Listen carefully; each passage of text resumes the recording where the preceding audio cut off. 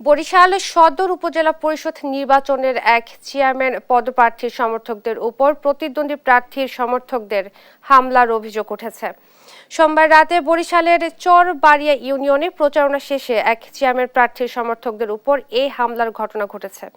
এতে নারী, শিশু এবং জেলা পরিষদের এক সদস্য সহ 4 জন আহত হয়েছে। এদিকে হামলার ঘটনার কিছুই জানে না বলে দাবি করেছেন অভিযুক্ত চেয়ারম্যান প্রার্থী। পুলিশ জানিয়েছে তারা দোষীদের আইনের আওতায় আনার চেষ্টা করছেন।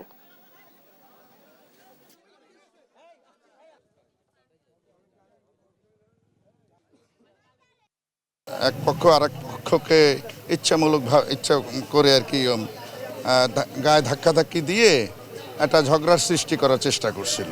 সেইটাকে কেন্দ্র করেই কথাবার্তা হয়, এক পর্যায়ে কিল ঘুষি মারামারি হয়। যারা এই কাজ করছে তাদের বিরুদ্ধে অভিযোগ দেওয়ার জন্য পর্যাপ্ত সাক্ষী প্রমাণ পেলে আমরা তদন্ত করে অবশ্যই ব্যবস্থা নেওয়া হবে।